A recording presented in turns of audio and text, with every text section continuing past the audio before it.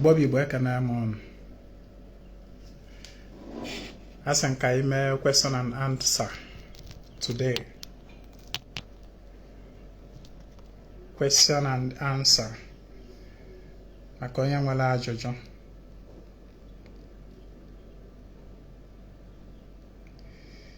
Makonya wala ajojo. Pasatala Ọdịnanị Omenanị Igbo.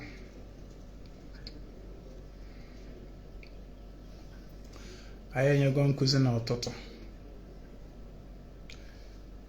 N'ụtụtụ taata anyị kwuru gbasara ụzọ ife one ma one na-ebutekarị nsogbu n'ezinụlọ. Dịka ezinụlọ na-enwewe such experience as aka nkụchasị, ihe isi ike na ego, and then life, ndụ, you know. So anyị enyego ọtụtụ nkụzi. So ihe nọ na kịta abụọ today, now in this session bụ ka anyị malụ ma nwere ajụjụ dị anyị nwere ike inebe anya, just one or two. You drop it on the comment section. Yeah.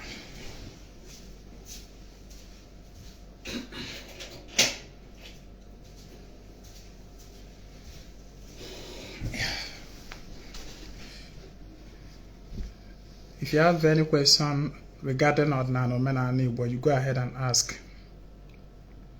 Any question?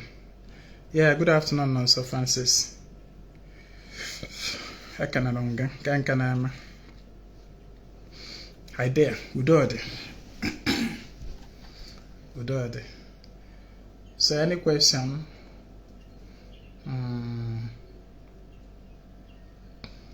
Well, and then I just say Emma, Mbiana ekwu maka ịchụ aja, chụba aja, you know, goba ofo. I understand I have new followers. You know, every day new followers come up. You know, I quite understand. So Mbiana ekwu certain things. Sometimes it sounds new to some persons. You know, when we talk about chụba aja,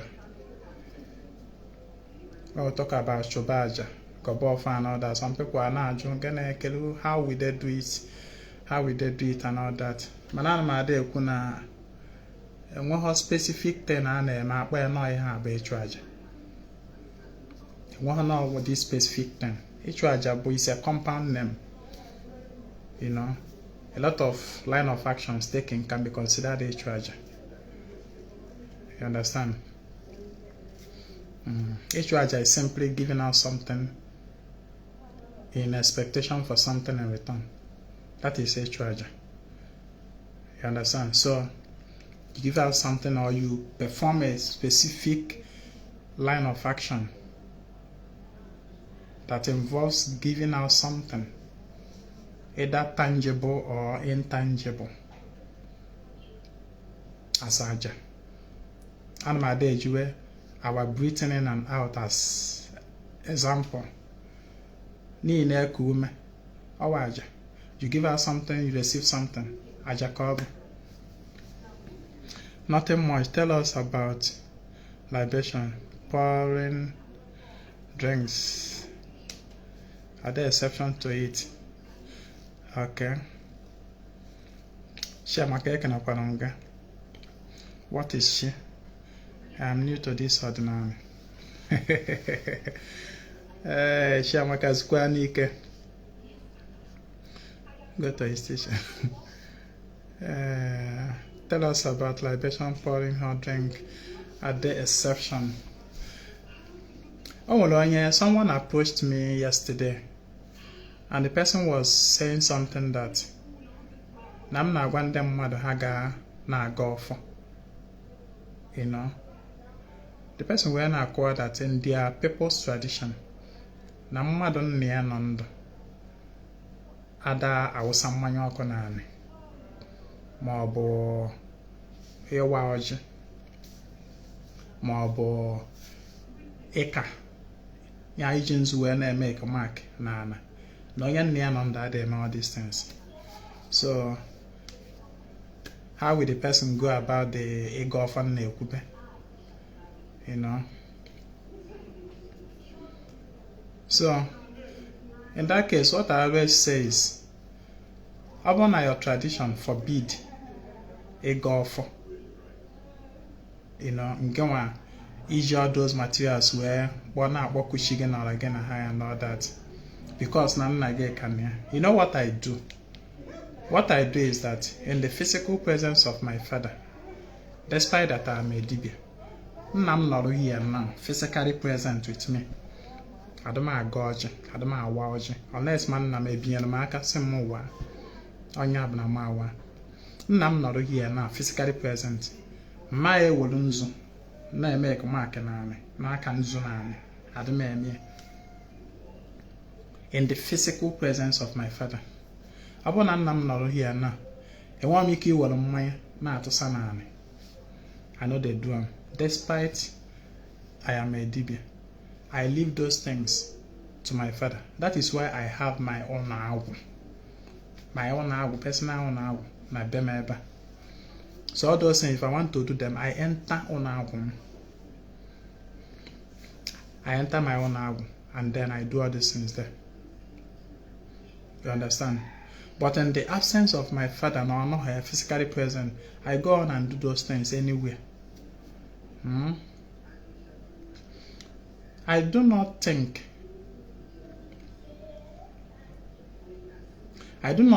that because your father is alive, you shouldn't be performing your prayers, you shouldn't be communing with your shi and your spirit entities isogi, because ụwa bụ onye na shi. Onye mere nji wee na-ekwu, for example, iji nzu wee kpee ekpere, iji nzu kpee ekpere. Ana m ada ekwube, if you have that issue, like ụfọdụ ụmụ nwaanyị say in their tradition na nwaanyị ada aka nzu naanị and all that, onye ka nji ada ekwusị, ọ bụrụ na ọ ga-enye nsogbu like that, iwolu nzu kpechie ekpere, don't use it and begin to make mark on the ground, because that is where that iwu comes to play. Inwe ike iji nzu kpechie ekpere na ihe ị ga-eme gbakere ya obere, you just sprinkle it on the ground there, that's all. Now you gbakere ya obere otu anwa, efopụ ya n'ikuku without making that mark. You got to know. Then nke nwanna anyị ka nọ ndụ, ị nwere ike iji ọjị nọrọ na your room, in your closet, wee kpọkwuo chi gwachigo okwu, ikwucha ịwa dị ọjị, iwere ofu idosaru chi gị na ebe ahụ, keta nke gị. Do you understand? As far as say na nna gị anọ there to eat that cook with you, nna m enwere ike ịta ọjị mmụọ awalụ, unless ma o binyere m aka sị m ụwa. Ọ nna m ya awa ata m. For example, na mmụọ bụ ezi nwa na enwe m ike ịta ọjị nwaanyị walụ ji aka ewe wa, unless ma o nyere m nwa, mana o jila n'aka ewa ya naanị ya ga-ata. I will not eat with her. It does not mean that na n'ihe o mere ọ bụ nsọ, no. But my status as a man, a dibia, you know, my traditional status does not warrant that mụnwa ije na-ata ọjị nwaanyị wa. But it does not mean na nwaanyị ewe ọjị na ọ dị njọ. That is how I see it. You got to know. So gbasara ịtụsa nkwụ naanị, ịtụsa nkwụ naanị, okay, you can still do it inside your room. You can still do it inside your room where your father is not there. The important thing on na try establish bụ na somebody nọ ndụ onye nọ ndụ ịbụ nwoke ịbụ nwanyị, you supposed to create time to commune with chi gị n'ọla gị na ha wee bi ụwa. Ịma mgbakọta ha azụ, especially whereby maybe your father in a okwu na therefore you won't be doing all this. My father there, he is not even fulfilling his responsibilities. Go on where you come na your father na there me then who will salvage the situation? So I'm not telling you that those you to keep them. It is good, but in your closet, in your like, my room can and this is my room. I can stay in this my room. Then bed can I will make up a lot. See my bed here, could near banner bedroom, maybe. Yeah, in this my room, I will now have a plate where I put margin and zoom all those things here. Meshalanam, but I will almost order much as Salam to Fulu, Ihangwell, Arjum or whatever, another member where Bokubation Bashimoku. One day you should be doing it. You should be doing it. Again on another born, working myself. Work my actual work on my church. Now, colleges also I cannot go see. Go on way again all year. In answer, none again on the man got a chigoge, a man told a chicken mam or maple chickens. One somebody will have to build a car too. This year, say no, na isi our church can you got chaman or floor got chamata.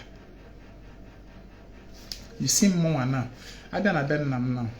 I've been a Benham, things are taking different shape in many angles. I've been now. There is light. I mean, light, knowledge in many ways, in many angles. Courtesy of me, and I am the least, more last born. More of a last born, more when you be doing what we for the Ọdịnanị. Na ben more. Because I'm may be a war measures you have to say, where by church. Then, whether everything maybe say, I am more. Could it as you where be the restore many times? Na bema, can nam yet man obi. Keta ni henny and a house as yoko. A lot of people within the family are now realizing, and then, somebody will have to be the light bearer. So, go about the light bearer. You don't want to hold out the light for others to see. Then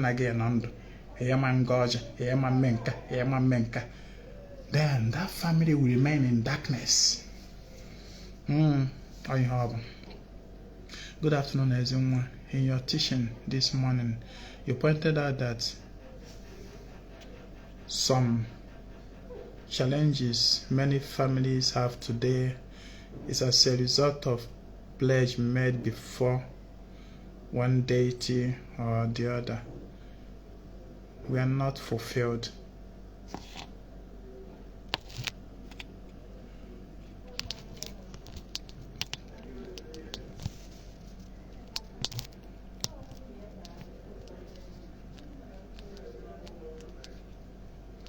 Now, your question is too lengthy.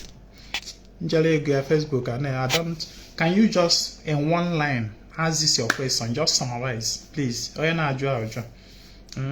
Just in one line, ask that question. Let me just capture it, please.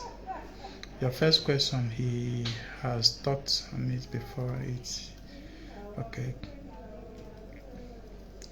There was somewhere it was said that not everyone should take hot drink. How true is this? I want to take hot drink, man, or dang. On alone, only one day and a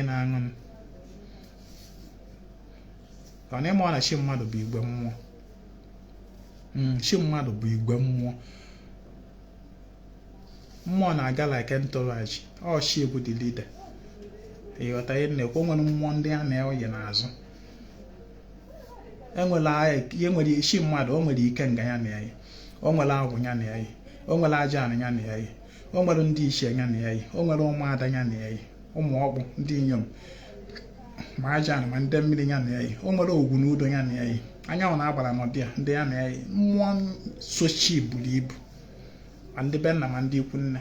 So ọ bụrụ na inye ya mmanya, ọ n'ihe nọ kịta anụ, ọ bụrụ na ị gaa okeshọn ọ na igbe ndị ntọrọaji mago ndị gị na-ayịcha wee gaa ihe wee were mmanya ede aṅụ nye gị, mana o nwere ndị gị na ha nọ na-aṅụ ya. Ka ihe ị ga-eme, ị ya anara onye ahụ mmanya ahụ iwefu ya, isi kedu onye na ya afụ ozugbo ị na-eme otu anụ arụ ọchịa dị mmanya ndị na-aṅụ na-anara gị aṅụ ịghọta. So ọ bụrụ na chi ga-ada aṅụ mmanya, nye ya. Ọ bụrụ na ọ da aṅụ nkwụ ọkụ, give am, inyezie ya, o nwere mmụọ ndị a na-eya ọ ya enye. That is the ideology I apply to it.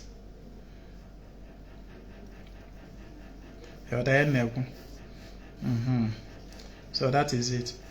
Onye mere ọ bụrụ na nna alụ ọrụ inye chi gị nri kịta anụ, for example, mma enye chi gị everything. Like ọ nwere ụfọdụ dibịa ya abụ a na-enye chi nwaanyị nri kịta, aman use hot drink. Ezi nwa adịghị eme ọdịka ife ahụ. I go give that your shida hot drink as a woman.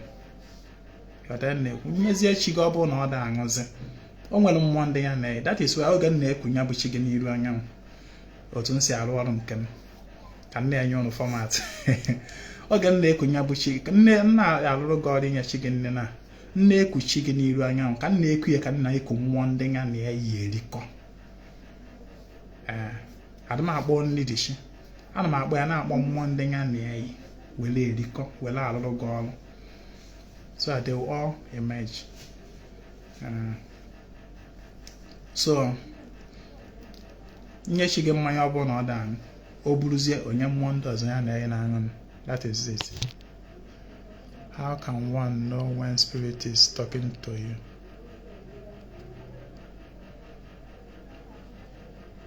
When spirit is talking to you, pay attention to your environment. How to know when spirit is talking to you? Pay attention. Spirit talking to you is not like talking to you to as in massive way now with no voice. You know, get out for yourself when I judge. As a why Uju Njoko. Spirit talking to you is not that na spirit gap that work at as a why Uju Njoko. Ejakwana ebeni, jakwa ebeni, mekwa nka, na you to. That is not it. More speaks in codes, signs, symbols. So it is for you to pay attention. Pay attention. When certain things happen, what does it tell you? These are the ways more says using. In your dreams, even in the physical, behavior of things, behavior of animal, behavior of human being, behavior of things around you, everything around you. That's you know, intuition.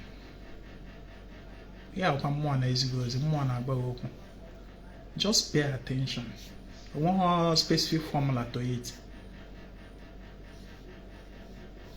The best thing you can do to yourself as a spiritual person, pay attention to yourself. Study yourself. Because it is in yourself that everything happens.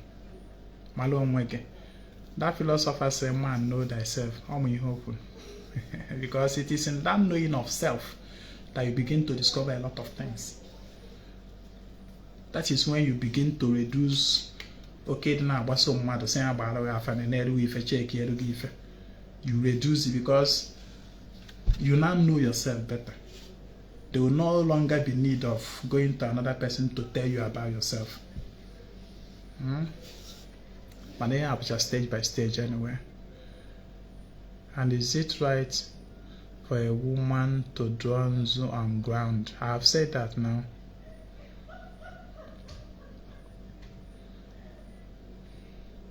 I heard some say breaking cola and the pouring libation when one's father is alive will make him die quickly. How true is that? Some culture believe that. Like a one when there was a time I was warned, don't get me the remote now for those days. There was a time I got the warning, and I'm more amazing certain things. Even my father can hear. So what I did then was, because I went to my father and said, I'm going to call Walomau. Saying, I'd Walomau. I will tell them, wow, you are a woman nine. So come by there. We now started making arrangements. He himself now guided me.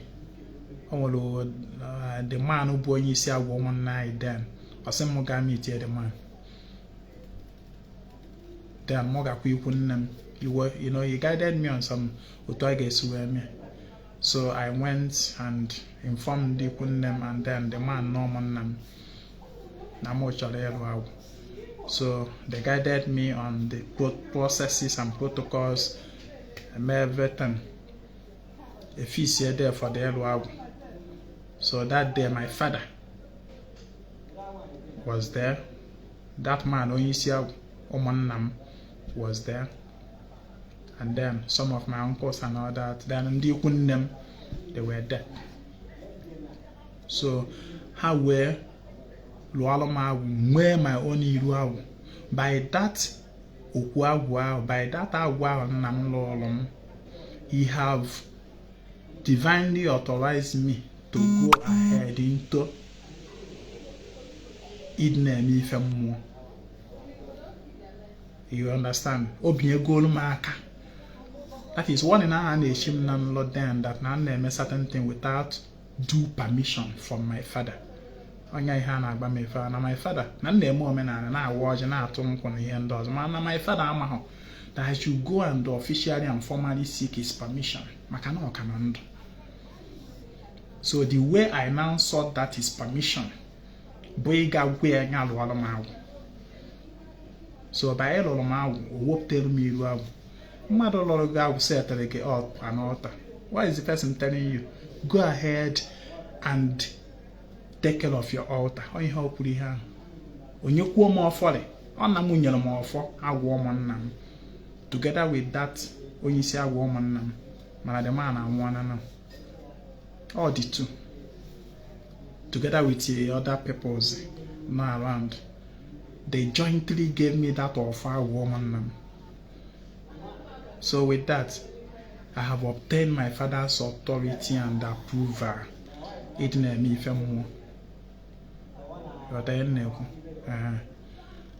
in the presence of my father now,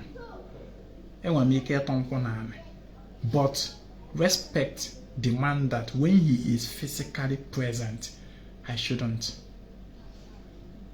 Unless man none that to proper. My father when he came in back at time, I go maybe now another more does I how my father would lodge in a go budge. The Chris I decrease. I don't fit to him. Yota. And I don't know who my ever and I'm not my come not proper with the under woman. Oh, my father has some carry on. I'll be able to find me here about now again. Yota. No way, God, be our wounds or man, or wake, and God was such as you when you can use your or go pazia, like on a dame sometime. So, by obtaining my father's authority, I now have the freedom to imi femo. What I am called. So, since you my father, which has a marvel. I know it's not a lot and long, I go such warnings, not them that I shouldn't be, it stopped. The time about obtain your father's permission. just like nwaanyị kịta ị nọ na be di gị di ga-eme ha approve ị na-awa ọjị na-atụ nkwụ na-eme ihe na o mee ha approve. No, it's not proper. Let your husband give you that go ahead willingly. Don't force him. If na ya ajụ ka o wee meelu gị, just out of his own volition, let him give you go ahead, to be doing it. Then ị na-eme ọ na-agazi ike nga ya a na-akwado gị. So that is it. Is it possible for shi mmadụ to be allergic to hot drink? Ekwuona m ya. If your she is allergic to hot drink, then nya woruzie inye ya nya woru nye onye ọzọ ya aṅụ. Ọ na chi ga-ada aṅụ nkwụ ọkụ. Inye ya oweri enye ọrụ ndị agwụ onyefa. Ndị agwụ na-aṅụ nkwụ ọkụ chege. A na-aṅụ ya ọfụma agwụ. Cause ike ngazi. A na-aṅụ ya ọfụma. Inye ya ọ bụrụ na ọ da aṅụ, o nwere mmụọ ndị ya aṅụ. O woruzie nyefa. Maka na oke enyere chi mmadụ is not just for the chi. No chi buruzie oke, o buruzie jekwuzie ndị asị na aja ruo ebe ọ na-awashi. Chi ga-eburuzie dị aja bujezie ebe ọ ga-oluo ọma nwashi. That is ife adị mma.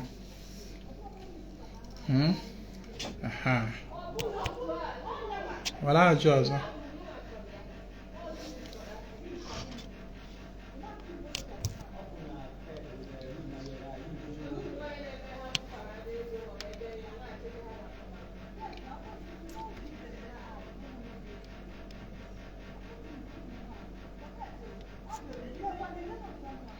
Oh yes, is it possible for a son to be affected if a father abandoned his ezumezu and the father is being dealt with?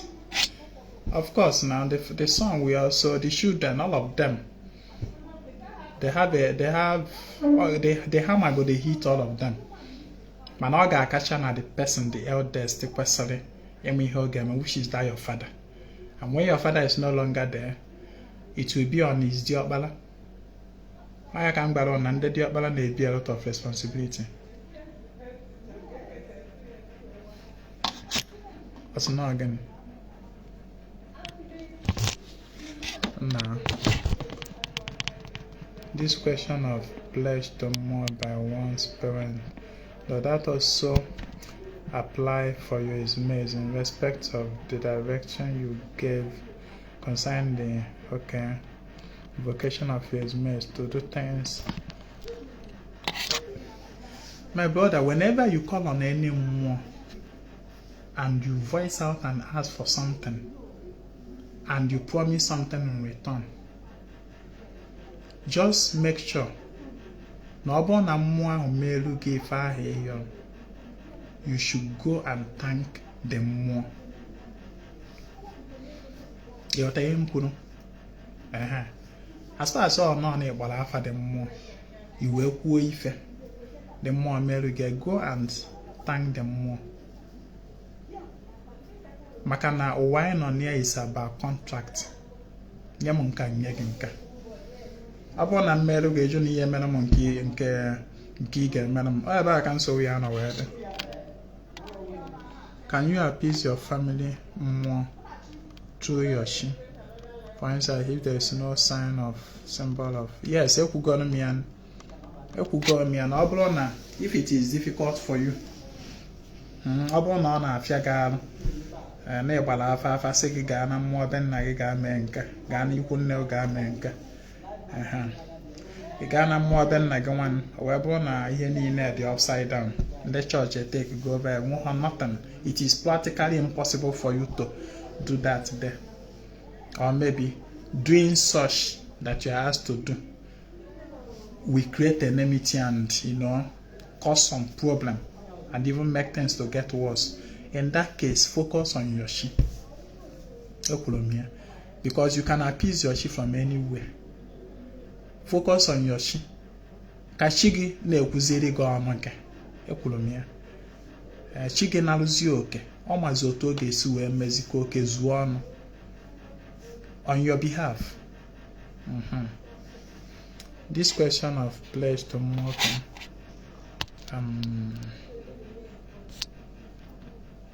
what does it mean to see dead people in dream? Please, I don't want to involve interpretation of dream in this program. Otherwise, everybody will be bringing up dreams for interpretations. Please, keep off the interpretation of dream from this program, because interpretation of dreams, interpretation of orgy is not for this program. Beacon, go away, man.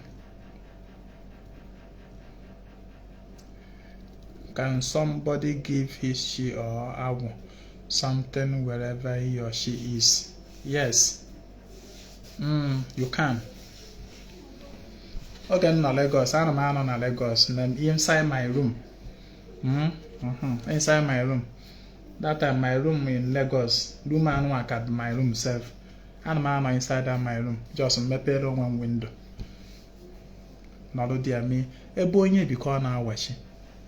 Afọ ka emerusi mewe ka afọ.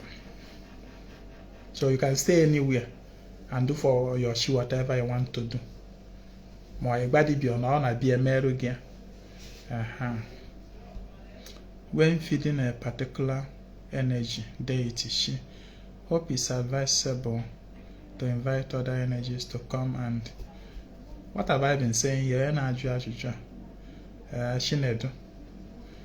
Ekwulum na ọ bụ na nna enyere gị chi gị nne for example, ọ bụla ọsọ chi ka nna agba ana m akpọkwazi mmụọ ndị ya na ya na-erikọ so that chi gị na-abịazi ọ kpọrụzie mmụọ ndị ga-eso wee ri ya bụ oke ahụ ka udo obi wee doolu gị.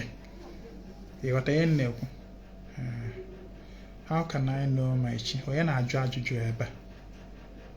Who is asking this question here? Please, we have passed that level of how do I know my chi here, please.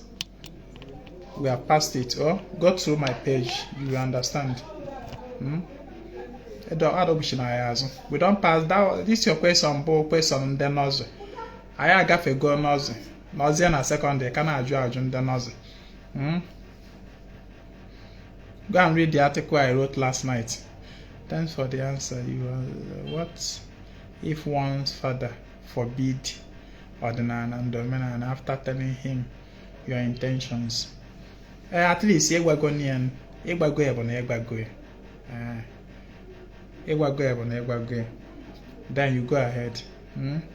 How can I know my chi ezi mma na-edo? Onye na-ajụ ajụjụ a. I told my mother that since my father abandoned his emails that it might be dealing with me too, but they shout Jesus no go agree. Jesus no go agree. Okay, I shall agree. I also agree. Okay, I shall chakwa my yellow. Thanks for the answer. What if one? Okay. So, any other question? Yeah, thank you very much. You definitely. How do I know my chi? Which other chi do you want to know? Yeah? Which chi do you want to know? I want to know my chi. I want to know how do I know my chi? Yeah? Ekwulom say, chi ga-ebu nwa ahụ bi gị n'ime that animates this your body, that animates you. There's no how you know the chi. You only know the chi through its physical manifestation. And the physical manifestation of your chi, go and ajuma, get off from that place you are. Go to mirror and look yourself in the mirror. The person you are seeing in that mirror is the physical manifestation of your chi. And the name of that chi is the name of that physical manifestation, for which is your own name. So stop looking for chi. Chi get full. Stop looking for chi. Yeah? Chi get full. Stop asking me how do I know my chi.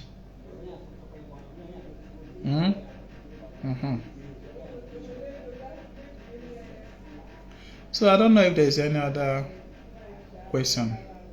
Did woman involved in this share or only men?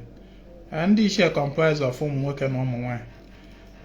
ụmụ nwanyị ndị ichie bụ comprise of ụmụada na ndị inyom ndị maọbụ ịkpọ ha ụmụ ọkpụ and then ndị inyom. Ụmụada is the same thing as ụmụ ọkpụ. Ụmụada they are also the ụmụ ọkpụ. Then ndị inyom, ụmụada na ụmụ ọkpụ bụ ndị amụrụ na data obi, ụmụ nwanyị ndị amụrụ na data obi. Then ndị inyom ndị ebuzi ndị mụrụ fa, ụmụ nwanyị ndị anụtara anụta, mmụziri ma ndị nwoke ma ndị nwanyị dị ọmfa ahụ ndị inyom. Ịghọta ihe nnekwu. Then ndị ichie bụrụzie ndị nwoke amụrụ na data obi nwezi dị obi, ọmfa ahụ ndị ichie ndị nwoke.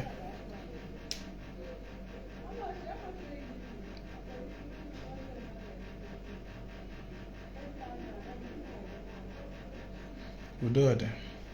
Please, what is Arobinago? Arobinago, in my own understanding, simply ezumezu mmụọ. That is Arobinago. Like mmụọ bụ ezi nwa na-edo. Ezumezu mmụọ nji eme dibịa bụ gịnị? Arobinago. Simple as that. Check my question and answer my. I'm not seeing your question, no. Why is that many chief priests or some deities that still commit atrocities and sleep with people's wives are not harmed by the deity and our ancestors?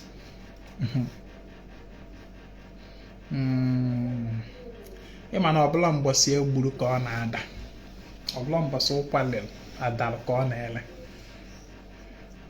So asị na mmụọ anọghị ma na mmụọ enwere ife omelụfa maka ịmahọ ihe you don't know what is on fire for them. Onye ọbụla na-emetọ mmụọ ga-emetọ didi ya. That one is sure banker. Mana o nwere ka ọma mgbu ozugbo, mana icheki ndụ onye ahụ, ndụ ya ma ndị in one piece. Ifu nke ọ na-eme ndụ ya ma ndị in one piece, mmụọ ga na-akpọtụ ya in many ways. Okay, yeah, that reminds me, tomorrow is our Saraka for those that are interested to join. If you're interested to join, I mean, can women feed ndị ichie or is it only the men? Nwaanyị adịghị enye ndị ichie nri, ụmụ nwoke na-echukwa ndị ichie. Feeding of ndị ichie in my place is a duty reserved for ụmụ nwoke, not nwaanyị. Somebody equally fed Arobinago from anywhere. Nsogbu adịrọ. Ịma na ihe a gbara Arobinago, there is no one single definition for it across Igbo land. You can imagine now whether some part of Igbo land they say na Arobinago wishi mmadụ. Ụfọdụ say na Arobinago is a deity that lives inside forest. Eji akpọ Aro Binago, Ago bush, forest. Ụfọdụ ndị asị na Arobinago bụ a deity emere institute to oversee wealth in the Obi. All of these definitions are all good. They are all perfect. They are all describing the same Arobinago. Just like I myself know to answer back in Arobinago deka dibia bụ simply the collection of all these ezumezu mmụọ ji alụ ọrụ deka dibia fancha niile. The household name for all of them bụ gịnị? Arobinago. So all these definition nke chọziri iwoluzie.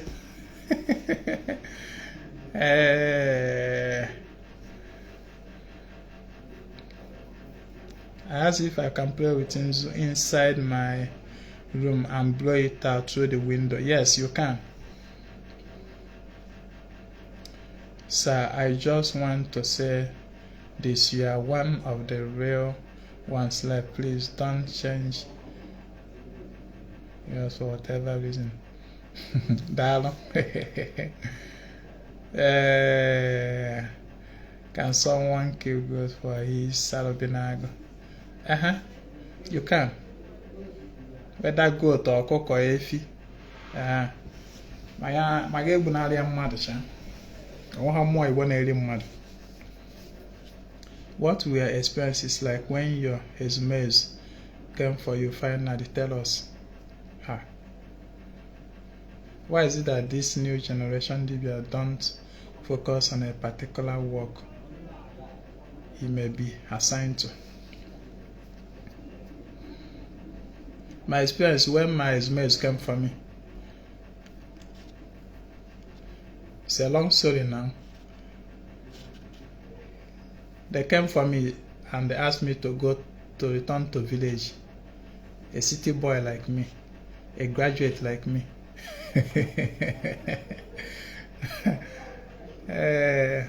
With obolom na apụ ọkụ. I know book. I know book. Importer and exporter at Idumota. That man may wow. I say more return out to village in Sefacha. They play. Sefa no de kefa hard. Nyeha mbido nyeha condition. When I give me money, I build house first. If I build house, then I feel return to village. Mkwechidi farm kwechidi. Some more, you don't know what you they talk. That money where you go take build house. Now for that work you go take CM. No be for this business. At the end of the day, I left Lagos. Today na 10 November. Today. Today come exactly 3 years. I left Lagos. Today. I left Lagos. Also from Lagos. November 10th, 2020. That was the day. Nji also. Hey. Also, can you about Lagos? With the last card in my account, on the very last card in my account, I just managed to use it in Mbamoto. Mbala my property there. Everything. Second, so I got this year when I'm not over there. So, nothing. Ka m gbasịrị moto obere ego fọnụ nwere wee jee nkwọ rifta ya ebe golo ọjị golosia nzu na ede ya ndị ọzọ wee gawazie gafewezie mmụọ niile mụ na ha bugodo ụzọ jee na ndị agwụ m nsifara m anatakwa na ngwan mgbadakwu ndị mmiri m sifa I don't come back finally when I don't win. Jena mmụọ be nna m si ya I don't come apụchakwa na m ọrụ oyibo ọnụ ya atazima ata ngwa njewe na ndị ikwu nne m sifa anatakwana m tụa ka nsi wee jefecha afa jee na ndị ichie gbakwuo ha nsifa I don't come ngwa ka ọ na njelu nye ya ọjị nwekwara m ego igbu ọkụkọ wee isi mwane ọsụsọ ọjị ka njiwela mgbe ahụ ọjị ka nyụrụ ọnụ na ọjị 200 naira ya ma many oya do yele ka keta ya igo oji 200 naira mgbe ahụ na ọjị ka ọjị 2000 na so ya ka mme da throughout that November and then banye awa na abanyezi December na-eru ebe half fa wee gosi m na fan ya all those things where they keep, you know, all those things they kept hanging. They were just holding it up.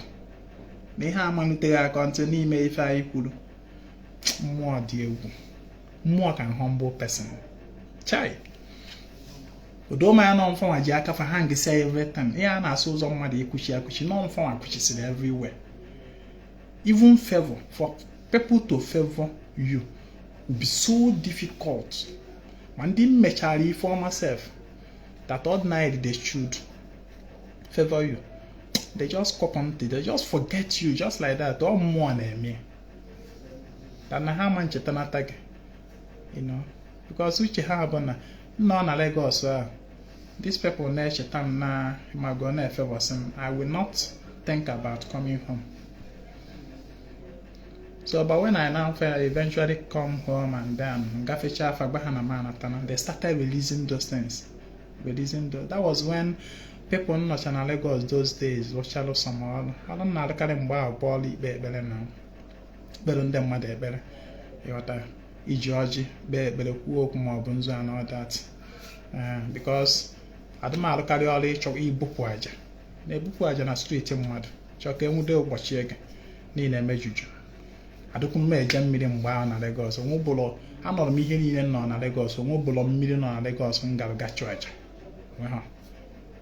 kama nọ n'iru anya kpọọ mmiri be anyị mmiri mara mma ọrụ ekwuro gbaa ya mee ihe m chọrọ ime ma ọ nọ n'inside my room invoke so all these things so ndị enyi nlụchala ọrụ den ka m nọ na Lagos ya onye nlụchala ọkụkọ ntị asị na o nwere ihe na-eme. It was after I now returned home that November then I na-abanyezi December mmụọ they started releasing nke onye ji ọha ka a na-ahịa ka ọ na-adakwasị imago then started ụzọ kwuchisila akwụchi na-emepesị those people nọchala all then in Lagos then I started izi nwa nke nwa send account number nke nwa ụfọdụ 20,000 thank you for the work you did for me I saw the light and say so you saw the light since and you kept quiet ka ezi eji gị since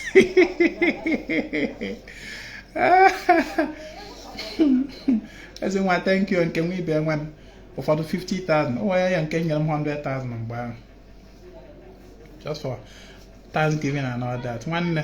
Before December na-eru ebe 20 I was seeing like close to 500,000 on my account. Somebody gbaa aka si Lagos nata na November just like a month ago.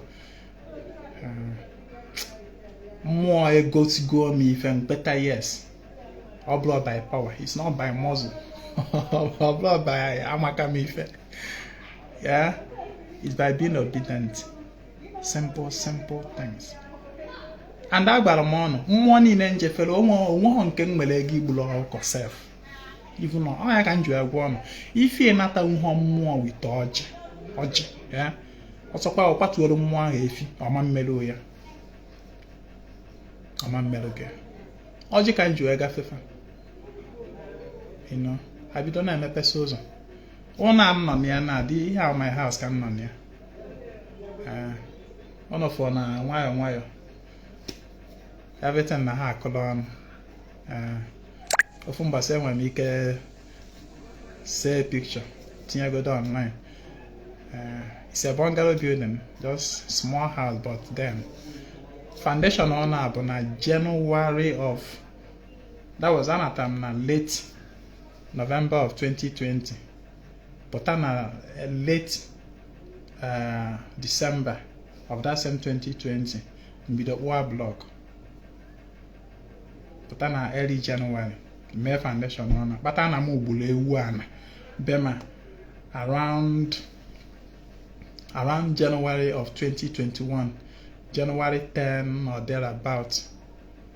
But I got some days my mom, I was lucky to have my mom pray for me in my new house, foundation before she left on the 13th of January of that year.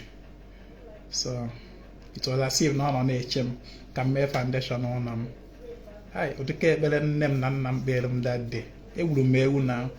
It was I can't believe ewu and obi ewu foundation and all that. Hey, it don't buy you by that day.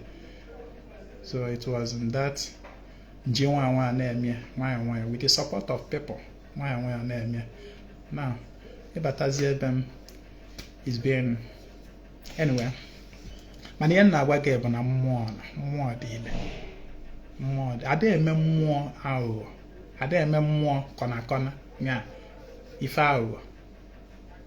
Ụbọ yuwe iwa ndu mmụọ aghụghọ. Ọ na-emeta mmụọ ife aghụghọ. I for don do mmụọ aghụghọ ka nọ na Lagos.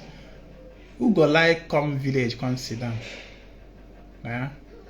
Ọ bụla ibe m na-eje obodo oyibo. Oge m mechalụ my BSc, I wanted to apply for one of these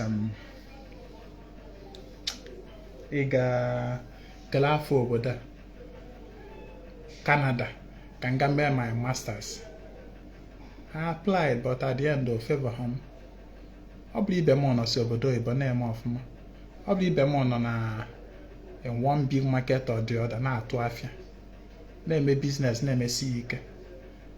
But ebe a nọ na village, not easy. They easy. They easy to accept. What I'm in my 40 this year. What I'm at this my age or less, I say, seen a city on a village, be another me where did easy. So I didn't accept initially. When I have body, I will when I bagido. Go up on mad now, but more that flying. At the end of the day, and them go still beat you. Happy on mancha. Happy on Piasa, even my marriage and all that.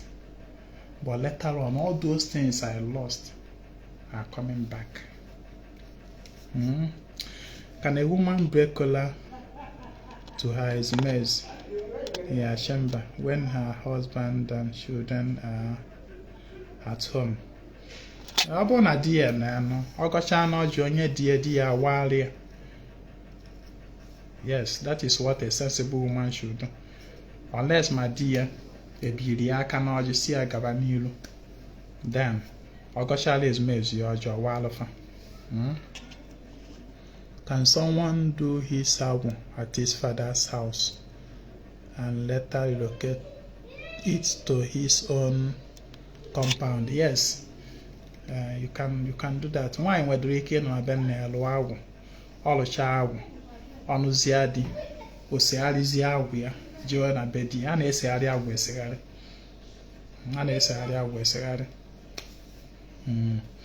like oge m nọla awu alụrụ okwu agwụ m ọkad na-azụ ebe na-azụ ụlọ m ana mana oge m bịa mee ma ụlọ agwụ nseruzi agwụ m bubazie n'ụlọ agwụ m. But I necessarily have cigar.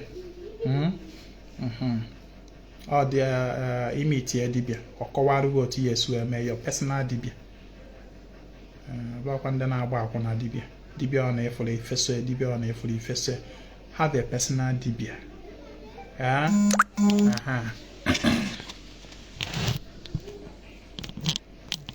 Why they say women don't eat chicken that kill for Alobinago? Women don't eat chicken. It depends the more on Alobinago a body. It depends. Like Ogubai Name Udo a body and why are there? Why are there? Obona nwoke kpọ ikenga ya specifically afa wee gbuo anụ nwaanyị ekwesịrị iri ya. Onye mere nji ada ekwu nwoke chọrọ inye chi ya nne, make it an open something. Emena na ọka inye ikenga ịkpọla anụ na ikenga, for example na ijide anụ kịta esi no udo ogwu ka ị na-egbula anụ nwanne igbu anụ ahụ siche nwaanyị ama ndị ya ọnụ maka na ịkpọ ọnụ udo afa.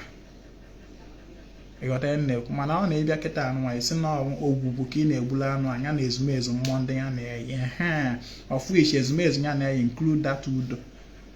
Mana being that na ọ bụrụ udo specifically ka ị kpọrọ, you have created a room to remove that embargo na nwaanyị ama ndị ya ifu na nwaanyị ga-eso wee rie. So ị bụrụ nwoke kịta anụ ị na-enyechi gị nne eweta na anụ ọbụna isi no ihe specific no ikenga gị ịkpọla ana na ikenga gị ya ka ị na-egburu data anụ specifically nwanne nwaanyị ekwesịrị iri maka na nwaanyị adịghị enwe ikenga. Mana ọ bụrụ na esi kịta anụ chi gị ka ị na-egbe na anụ a chi gị na ikenga gị n'ọla ya na eyiz chi anyị ịkpọla afa covers, and then you have created a space for women to participate in the eating. That is one. What? I want to use this opportunity to appreciate you, your gentility and your wisdom and your wise teaching. We live after you have gone. Dad, my brother, Dad. How do I appease my spirit husband Your spirit husband. Your spirit husband ọ na mmiri ka ọ nọ ka ọ n'elu anị?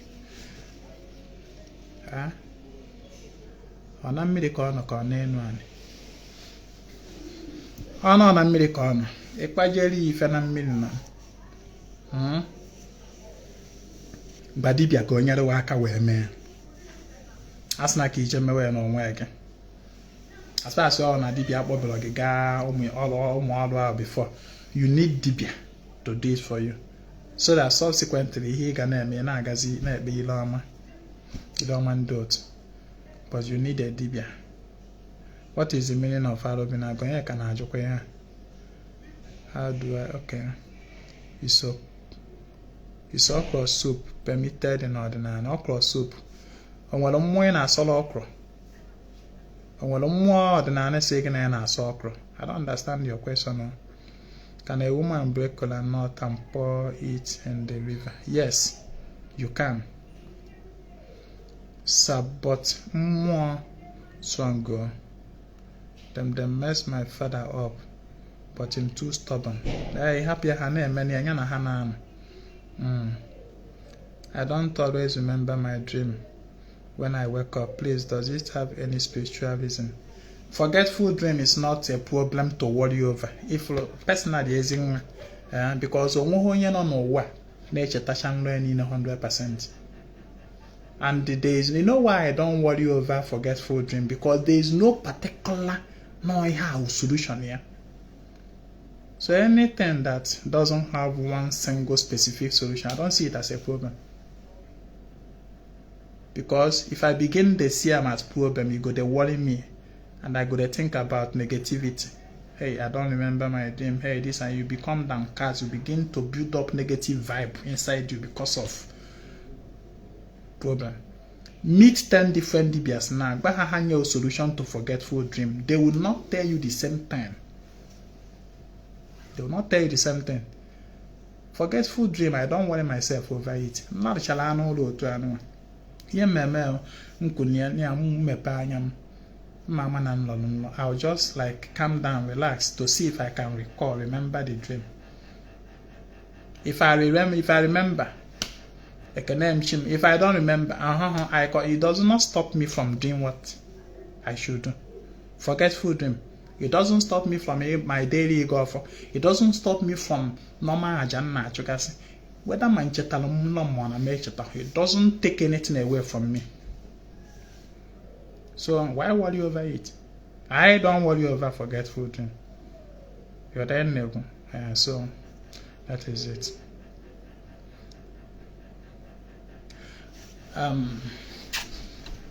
We don't try. We don't try. Shall we call it a day? Shall we call it a day? Any more questions? Any more questions? I think we have to stop here for now. I think we have to stop here for now. Thank you for joining me today on our program. I saw myself in the dream last night and Gordon, I was on Nayada Kowando here. I had a Kowando, I had a Kowaja in this kind of program of question and answer. Thank you for joining. Share the video. My name is Omenanị Igbo. I come for the total restoration of Ọdịnanị Omenanị Igbo. One love.